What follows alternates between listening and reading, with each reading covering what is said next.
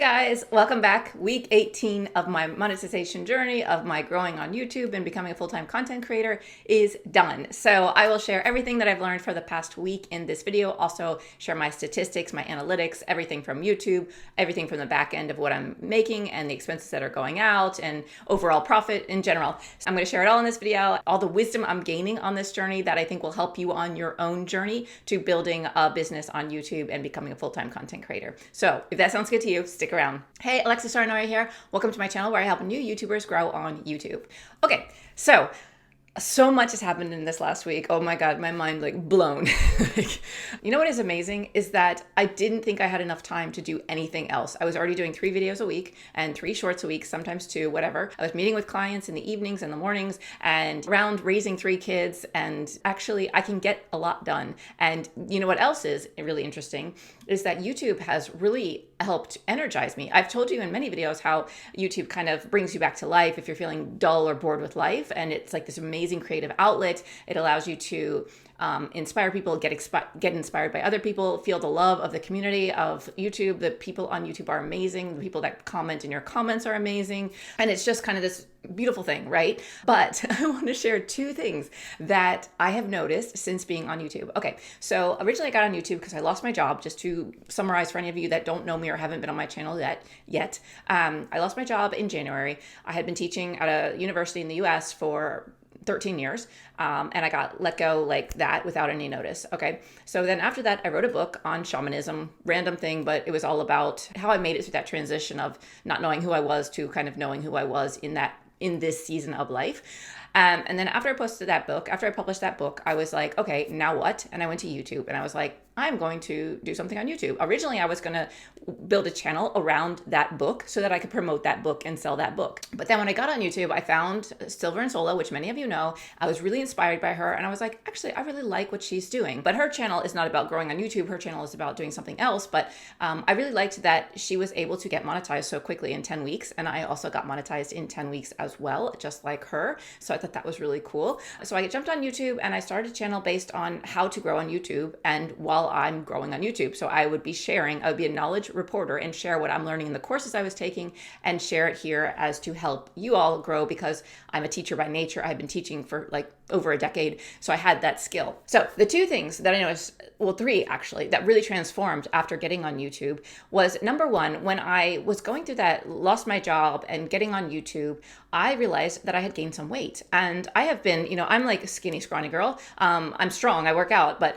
I've always been thin and I was getting a little pooch, like a little belly. And, I was like, I just turned 45. So I was like, okay, is this the whole menopausal belly I've been hearing about? Am I finally getting it? And I started getting even more depressed. I'm like, oh, this stinks. Because I was like, I haven't changed anything. I'm still training. I'm still working out. Like, what's going on? I still eat healthy. I don't really eat bad food. I was starting to get a little bit of a belly. And so I was like, oh, chalking it up to maybe it's menopausal or perimenopausal or whatever stage I'm in. And so I was like, oh, that's a bummer, but whatever, it's part of life. And I was researching and they're like, oh, it takes about 5 years to lose that or to get back to normal. The body back regulates and gets back to normal. It's like, oh, great. That's fantastic news. I get to have a pregnant belly for 5 years and I'm not pregnant. What I noticed now is it's gone. It's gone. And you know what? I think what I didn't realize is that even though I didn't notice it, I was depressed. I lost my job. I was getting on YouTube. I was trying to build a YouTube channel. Even though it was going really well, I was still in no man's land. I was like, I don't know where my future holds. I don't know if I'm able to pay my bills. I have 3 children. I'm leaning on my husband's support right now and his income, but I don't know how long that'll last. Subconsciously, I was thinking all these things. Even on the outside, I was like, I can do this. I can do YouTube. I can make this into a career, right? I was being very optimistic on the outside, but subconsciously, I think I was I was worried. And I wasn't really admitting that. And I was probably eating more and not noticing it, right? Because when you're depressed, you get a little tired, and when you're tired, you want to eat because when you don't sleep, your mechanism for understanding hunger, it gets messed up, and then when you're tired, you also crave candies and sweets and stuff like that. So it just went down a bad path, and I think I gained weight because of that, not because of the perimenopause or whatever stuff. I was just looking for an excuse, maybe, or I was trying to figure out what was going on because I've never really gained weight in my life, and don't hate me for that, please. I've just always trained trained. I've always been avid trainer. Yeah. So that's number one, that I lost my belly. Like the belly that came when I lost my job and got depressed and whatever, was figuring life out, is now gone. Because I'm super excited about where I'm going. I'm creating things. I'm excited about life. I'm re-energized. I think that fed into the weight and the weight loss now. So I'm back to normal, which is great. And I feel good in my body again, which is great. The second thing I've noticed is that I am more horny. Oh, I'm going to blush. But I am, you guys. Okay, as a mother of three and, constantly being touched by your kids and like in the face and grabbing on you all day and pulling your hair and like, I don't know, smashing your boobs and slapping your butt, whatever kids do. Like they're constantly on you and asking you things and needing things. And like, by the end of the day, when you crawl into bed with your partner, it's just like, really? Seriously? Because they come out of the woodwork like dun dun dun. As soon as you enter the bedroom, you're like, oh my God, I love you and I need to push through because I love you, and it's just funny. And so like I was in a phase of like so touched out and so like, like just one more thing to check off the list before I can go to bed, which is awful to think about, you guys. I know that's awful to say. My husband is hot. He's a Viking. He's like manly man. Like, oh, he's delicious. So it has nothing to do with that. And yeah, I was just so tapped out, touched out, tired. And, life was boring. It was boring. Like I had a job or lost my job. And before that, I had a job that I had been doing for 15 years that I was like, wow, I kept doing it over and over and over again. I mean, I enjoyed my job. I'm not saying that, but it was very repetitive. Life was very repetitive with kids and cleaning and everything was so rush. But now like, I have this new energy. It's really exciting. I'm meeting so many people. I'm helping so many people and just having conversations and coaching calls, getting to know people in their dreams. It's like, it just energizes you. Even if I'm just having a tiny small part in someone's growth on YouTube, it just energizes you so much because they might just have a little aha moment and it clicks and something changes and their trajectory of their channel just starts to go up because of one thing I said. And I'm not saying it's as a result of me, but they're doing the hard work. But just having a little small part of that, it really energizes you.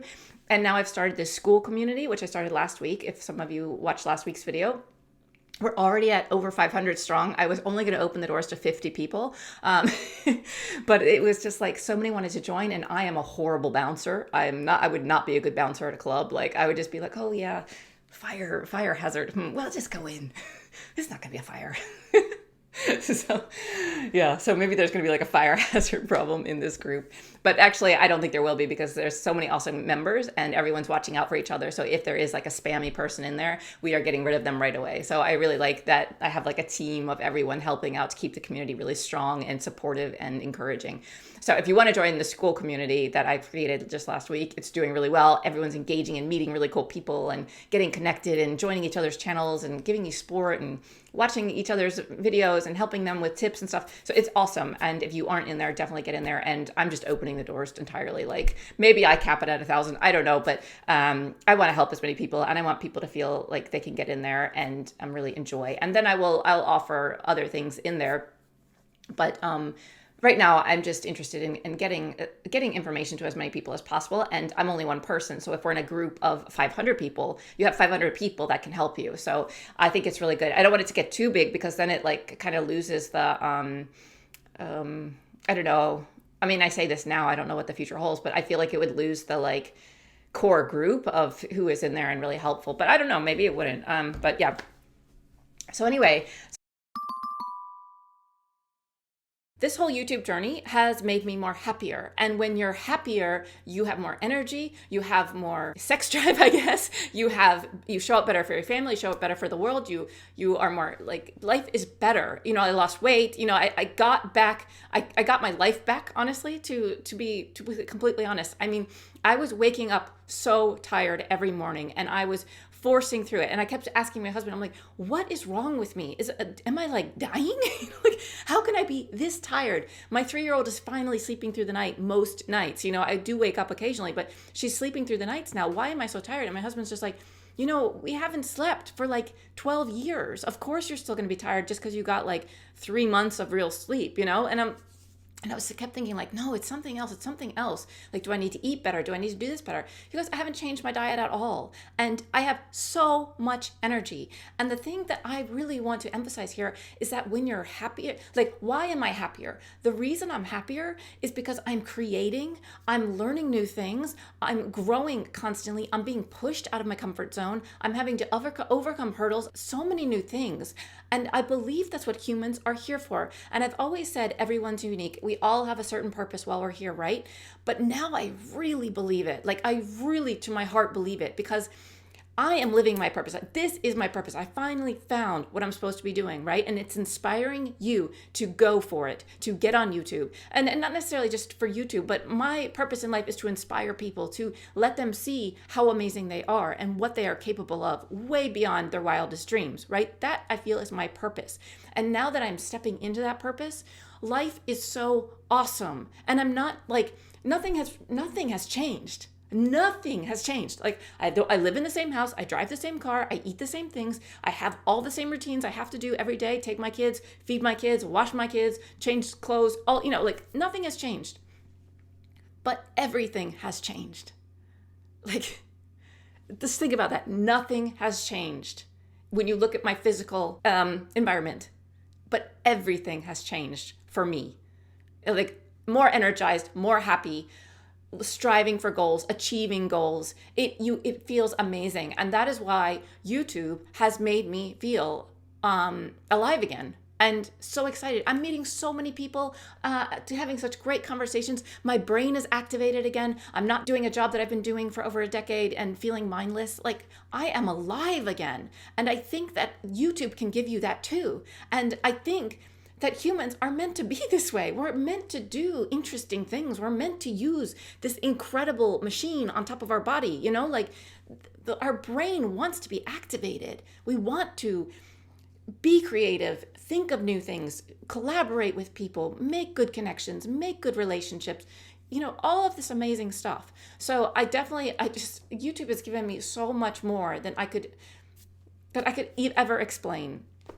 So yeah, I just wanted to follow up on that whole horniness thing, and I just wanted to kind of like summarize what I meant by the three things that YouTube has changed for me with the regards to energy, weight loss, and increased libido. Like, it really has. And the reason I had been, less inclined to, get some nookie every night is because I was so exhausted. Like, it was not on the top of my list. Surviving the day was on top of my list. Like, just making it through the day was on top of my list. Now, I can't wait to get up. I wake up every day, like, before 6, and I'm like, woo, let's do this. Like, what am I going to do now today? What is my coach going to tell me? How am I going to do it? How am I going to execute it? And what's going to happen? It's just so exciting. And life is, like, totally transformed. So yeah, I'll stop talking about this, but I just wanted to kind of summarize because I didn't really get to that summary in the original video that I made on this. So anyway, back to the video. The one thing I wanted to say too is that I mentioned last week that I got a coach for YouTube and that he's awesome. For example, as many of you know, I do coaching and consulting for YouTube, which is great. And I was charging $75 an hour for that, or $75 for 50 minutes, 50 minutes. I got on this group coaching call, and I was asking him, okay, this is where I am. This is how much my channel has grown. This is what I'm doing. What do you think I should do next? Like, I was basically asking him, should I create courses? Should I create this? Should I do this? And he was like, how much are you charging for your coaching? And I said 75 for 50 minutes. And he's like, double it.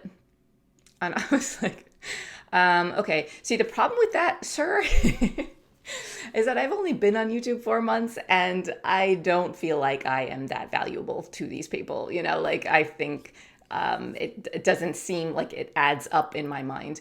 And he was like, yeah, no, double it. When you get off this call, I want you to go on your calendar and double it.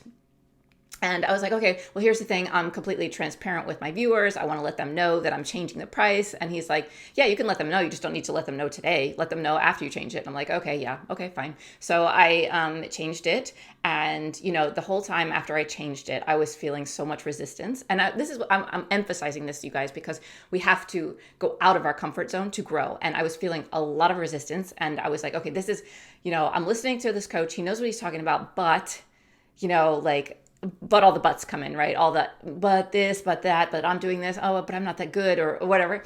And so all these buts were coming in my head. And I was like, okay, I'm going to do it. And then I'm not going to look at my screen until tomorrow. I'm not going to get on the computer or anything like that because I don't want to stress about it. I'm just going to trust his advice and see what happens. And in my head, I was like, I'm not going to get any calls. No one's going to sign up for my coaching calls now. It's like, this is done. Like I ruined it. Like, how your head like goes cuckoo and like makes the worst scenario happen.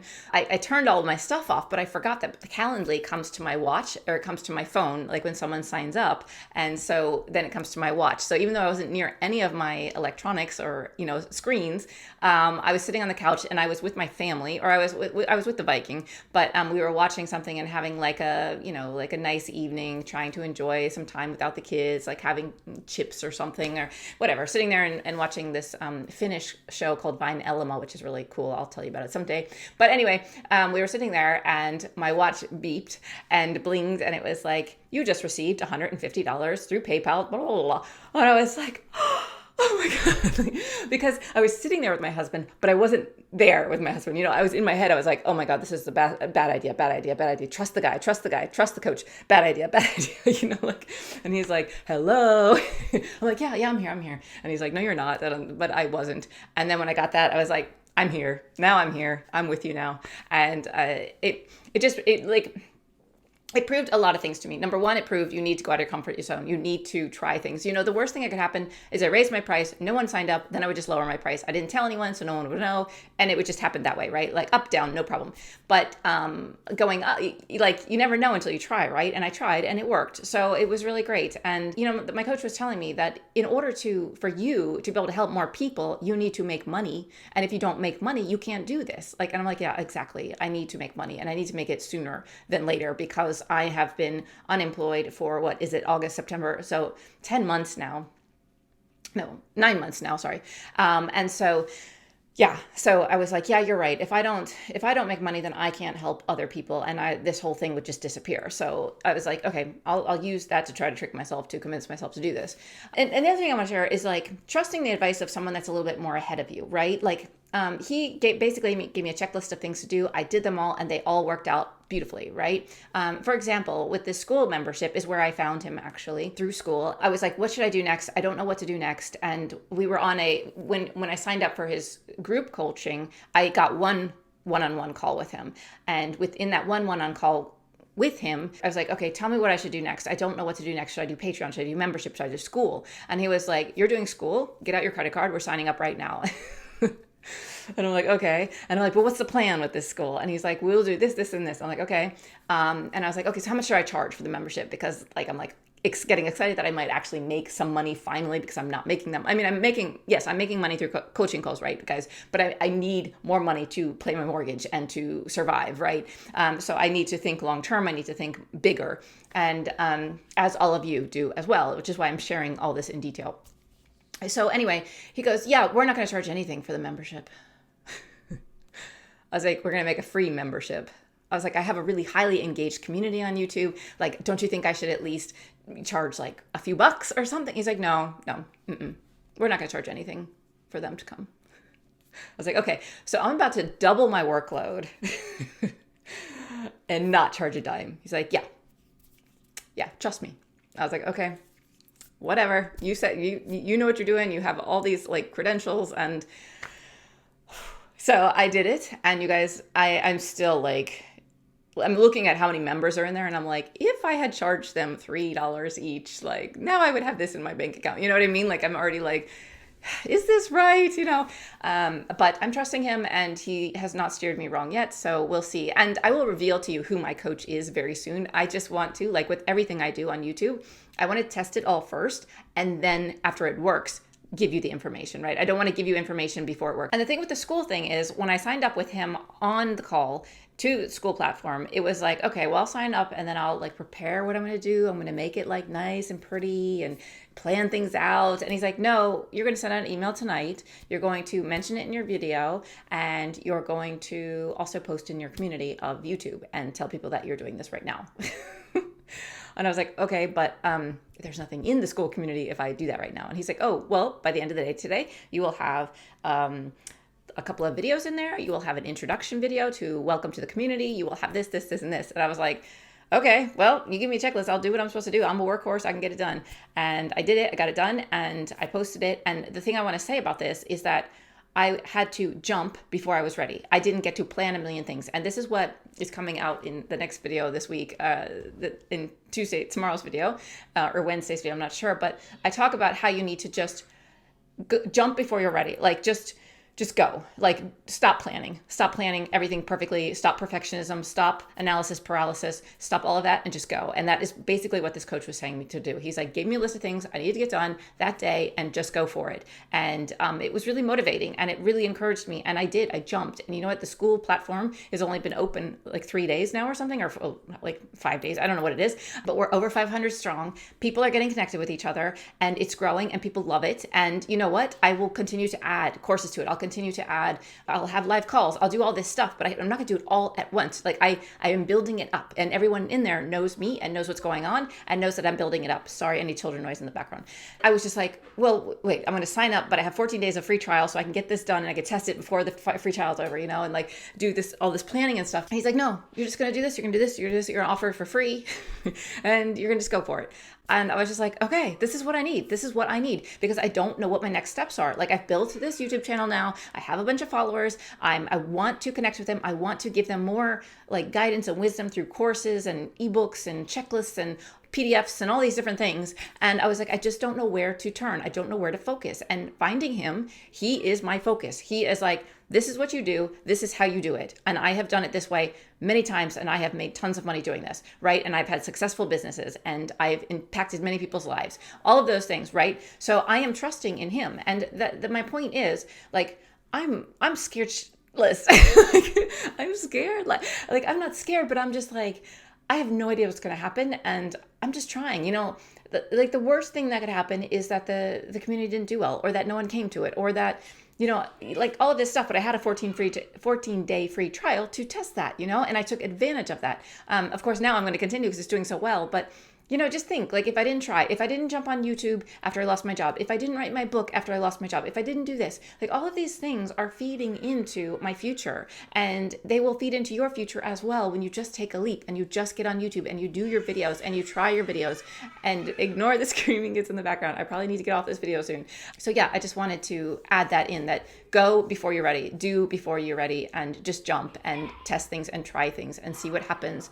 And the worst thing that can happen is you just fall backwards and you learn from your mistakes and you go forward even further because you know what not to do in the future. So that's where I am with that. And now I have decided to embark on just coaching with him directly. So now he is my coach. He is at my access 24/7 and he is going to like 10x everything I do. So I'm really excited. And that's the other thing I want to mention. So you're probably like, I don't have money, right? Like I don't have money. So why would I invest in someone when I don't even have the money to invest in them, right? Here's the thing.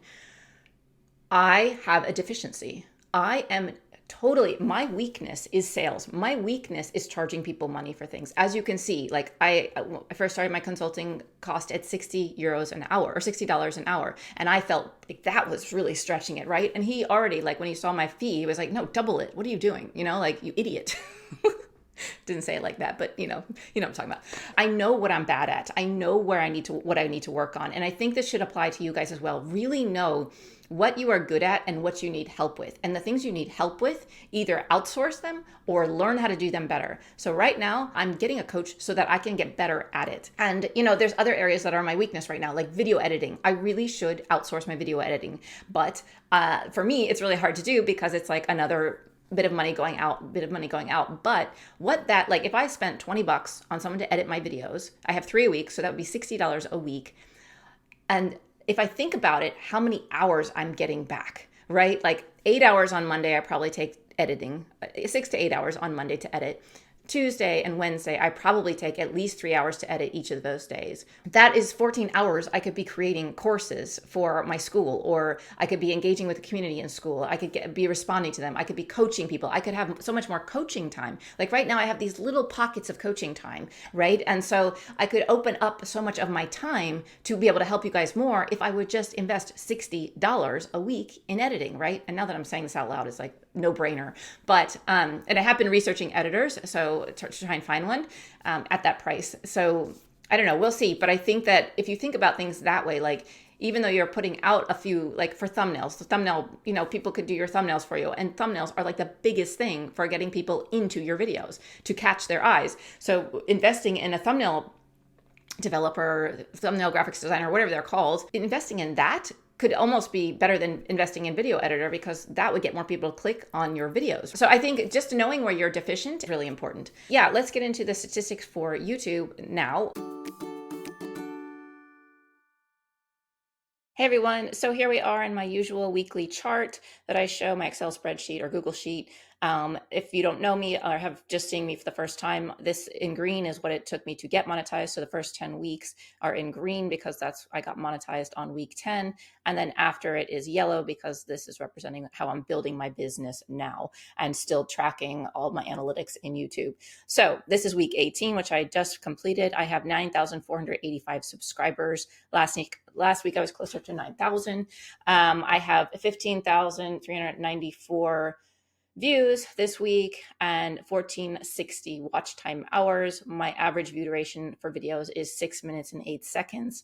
My click-through rate right now is 4.3. My goal right now is going to get to 6%. And a good click-through rate for YouTube channels can vary, but in general, 4 to 6% is considered a solid CTR, whereas above 6% is great and indicates that your thumbnails and titles are highly engaging for your audience. Below 2% might suggest you need to improve your thumbnails, titles, or audience targeting. So hopefully this gives you a good range. So when you're looking at this CTR number, you can understand what it actually means and how it could help you with growing your channel. And then, however, it is important to analyze CTR in the context of other metrics such as watch time, audience retention, and video performance relative to previous uploads. Different types of content may have varying CTR benchmarks. So just wanted to share that. And I also wanted to show, if I look at my top performing videos, one of my most popular videos, this one, which has had 76,000 views, is a 5.9% click-through rate. So it's getting near that 6%. And that is one of my earliest videos I posted. And then 6.1% is this one, how I gained 3,500 subs. And so if we look at these two title or thumbnails really quickly, this one is quite dark and then it has some text here, but the text here is much more clear. I'm much bigger. It's brighter, all of these things. So that might have something to do with it. And the title perhaps has something to do with it as well. But all of these are nearing 6%, which is what I want, my goal is. So just wanted to kind of talk about that this week. Okay. Then next up is the subs gained this week was 395. So it was more than last week. So as you can notice, it was going down for many weeks. Now it's going up for many weeks. So I think that I do believe YouTube is cyclical. I know it has to do with what you're producing and all of that as well, but I don't know. So for some reason, there is some sort of cyclical thing happening on my channel, at least. Let me know if this happens on yours too, if you are tracking. And then let's see what else. Impressions, I got 246,000 impressions. 103.88 is my estimated revenue for this week. And then my RPM is 730. My RPM went down by half. So I was like, okay, I've been meaning to look this up. I will look this up this week and share with you what it means. So I went and looked it up, had a little conversation with ChatGPT, my favorite friend. And what the RPM is revenue per mile, right? So on YouTube, it fluctuates due to several factors related to how advertising revenue is generated and distributed. So here are some of the things that influence that rate of mine going down to 7 from 14 the week previously. So one, let me turn this a little bit smaller so we can see it all on the screen.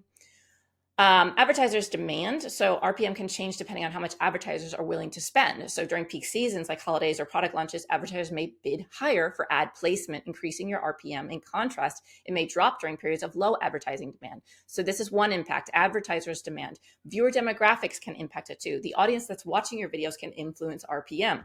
So advertisers often pay more to target specific demographics like viewers from high income countries or particular age groups. So changes in your viewer base can change or cause RPM to shift. Video content. So certain topics attract higher paying ads, for example, finance, tech, and business related videos. I think most of us know that. So they attract higher RPMs than entertainment or vlogs. If the content you post varies in topic, the RPM may fluctuate accordingly.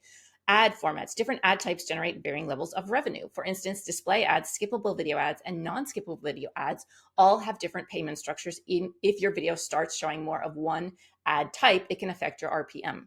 Seasonality. RPM is typically higher during Q4, October to December, when advertisers spend more on ads for holidays like Black Friday and Christmas. After that, RPM often drops in Q1. So this is something to keep in mind if you are depending on ad revenue. Ad blockers and premium users. If a significant portion of your audience uses ad blockers or is subscribed to your YouTube Premium, doesn't show them the ads, and a portion of your revenue can fluctuate.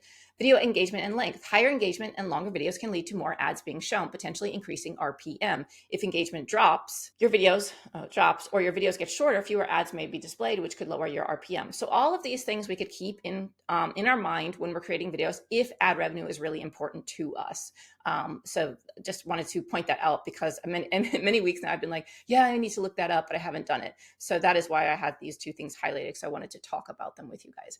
Okay, so that is the sheet for this week. I also wanted to say, so Ty Myers, he is one of my subscribers on my channel and also a fellow YouTuber trying to grow his YouTube channel. And he has taken this monetization worksheet that I've created and like put it on steroids. What he did is so awesome. So if you are trying to get monetized, I definitely recommend you checking out in my Skool community. If we go into the classroom, you will see resources, and under the resources, you can see this weekly tracker. Okay, so here is he's kind of explaining what this sheet is and how to use it. And then if we go into the actual sheet itself, you can see how awesome it is. So he has created a progress bar up here. Actually, I'm going to show you the example so as we can see with numbers. He has showed a progress bar here. So every time you're filling it out, you're adding up your watch time hours, you're adding up your subscribers. It starts to create this bar chart that fills up towards 1,000 subscribers and 4,000 watch time hours. So it'll start to create. So it's a visual representation of what you're trying to achieve. So this is like, you made it 25%, you made it to 50%, you made it to 75%,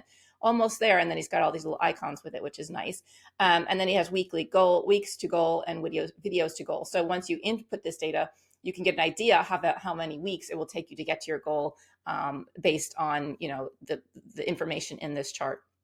Also, when you have all this information in the chart, he also created these visual graphs that show how it goes up and what's happening. So it gives you a really real-time visual representation of your information as well. And it's all in one place for tracking to get to monetization. And then over here, he also has like, so far YouTube has paid for what?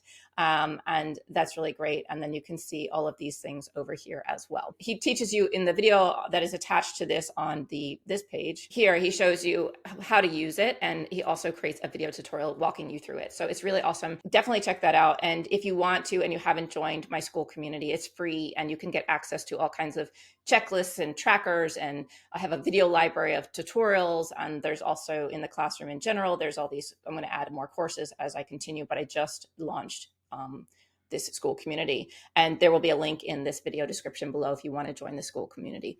And the people in there are awesome, and it's great. I mean, they are so amazing, you guys.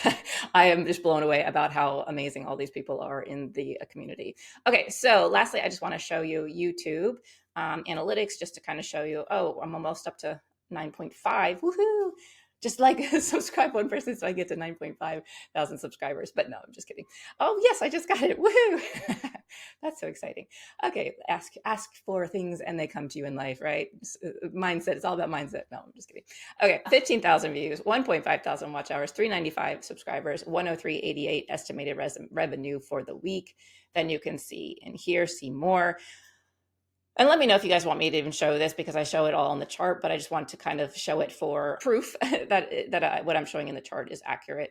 And then here it is all again, watch time hours, subscribers, revenue, click-through rate, those types of things. And then I also like to always show you guys the content one. So you can see overall this, I will just kind of scan through it. You guys can pause the screen if you want to look. Pause the video. And here we can see that browse is going back up again, 67.8, channel pages, shorts feed, and then top remixed. There was 8 remixed views. And then I can go to revenue, which I also usually like to show you guys. From watch page ads, I had 103. From shorts feeds, 20 cents. Woo-hoo. From supers, nothing in the last 7 days. Okay, so that is everything I want to show you in here, but I do want to show you actually some examples of sponsorship stuff. So this was an example of an email I got from a coffee company that wants me to sponsor them on my channel, or wants me to be a sponsor for them. So this is an example of what that looks like. And then when I didn't respond to them, this was 11 days ago, when I didn't respond to them, then they sent a follow-up email. And a lot of these sponsor companies are very persistent. This one was, following up, are you interested? Let me know, kind of thing. I know things get busy. The one thing I want to mention about this one, actually, that I found a little bit alarming, because I'm so sensitive to, like, are these scams, are these not scams, is that this looked copy and pasted, this kind of signature for the email. And then this, to respond back to this particular person, was a Gmail address, but the email address down here was like daniel@thiscompanyname.com. So I thought that was a little fishy. It seemed a little weird. Like, if you're contacting me from your company, you should have a company email address. And this is a big coffee company. So I don't know if this is someone using that coffee company as a scam. So I feel bad for the coffee company if that is the case. But I haven't responded because this made me nervous. I could respond to this email address, this Daniel person, and see what happens. But he might be like, what are you talking about? So that would be interesting to see. But yeah, so that was one thing that I noticed. And I would pay really close attention to the email addresses and any of the links in there, like hover over the link before you click on it to see what it's linking to and those types of things. And then here is an example of thumbnail sponsorship. These people are incredibly persistent. They've contacted me on Instagram, on Gmail. This person is talking about, would you like to represent us? This was the first email. And then I got another email. So just checking in. Did you see? Whatever. And then I did respond at some point. I was like, yeah, I'm sure, I'll check it out. And then so I got another email back about, what do you think? Here's our platform. Here's more information. How it could help people, that types of things. And I was mentioning actually how, they're basically a thumbnail builder and they link to your YouTube channel. So I was mentioning how I think I would be nervous to give my YouTube channel to a company. Like, it's vidIQ, sure, but like someone that I'd never heard of before, it's very skeptical. I'm very skeptical. I wouldn't want to do it. And I was like, I think a lot of my viewers would be also skeptical. And so we're talking about that. And then, so then he got his COO involved, his co-founder. And so the co-founder then contacted me and was like, we really would love to work with you. And they're very persistent. Again, this was 12 days ago, 8 days ago. I haven't responded to them. I'm just really busy with getting Skool up and everything. So it's nothing like personal against them, but for the sponsorships, like I've said in this video, I'm putting them on hold at the moment. And then let's see, what else did I want to show you? Okay, so there was another sponsorship that an video editing software that I got, and I said, yeah, I'd be interested. And so they said, okay, well, this is what you need to do. So they sent me this back in order to join them so that I could start getting paid through affiliate links. I haven't done anything with this after this, but you can basically, give your email address, log in, get your unique link, so that when you promote their product in your videos, you have an affiliate link, and then your viewers can click on the affiliate link and go to this product and get a discount. So that is what the next email step looks like. So they start to give you more information on how to access that affiliate link. And then lastly, I wanted to show you what a contract looked like. So this is an example of a contract. I decided I haven't gone with it. I was just asking them for an affiliate link to give you guys a discount. I wasn't going to do a video on their thing, but I think they misunderstood, because they sent this contract over, and I'm not interested in doing this. It's way too detailed. I just don't have the time right now. But this is an example of what a contract might look like that you would get once you say, okay, I'd be willing to do this. So this was kind of the first page: campaign objectives and content direction. They talk about, like, use your own words. The catchier, the shorter, the better. Your things you're required to say are in bold. So they really walk you through what they want, and step by step. Here's another screenshot of that. Next page. And you can pause the video and look at this and really start to see what you think. Again, pause the video and look at these if you're interested. I don't want to read through them. But then this is during filming, after filming and editing. And then, we need to let them know that I did it and they want to see it and all that stuff. So anyway, just wanted to put that in here. And of course, all the blackout information is the company's name and stuff. Okay, so hopefully that helps you get a clear idea of what sponsorships look like. Just to let you know, I've been offered around $100 to do a quick ad in a video that looks natural. So the price point for me that I've been receiving, because some of you were asking about price point, is around $100 for a 60-second clip of me talking about their product. And then a lot of them often want a follow-up a video and some other video to kind of do it twice. And then also they give you bonuses for how many people sign up with your link in the beginning, like the first like for this particular contract I just showed, they were giving bonuses for like if you the first 10 you got $300 extra and some other extras, like stuff like that. So there is added extras involved once you post your first video, and if they get a lot of traffic to their website or that sort of thing, they might give you some more bonuses. So yeah, just wanted to let you guys know what a sponsorship kind of looks like.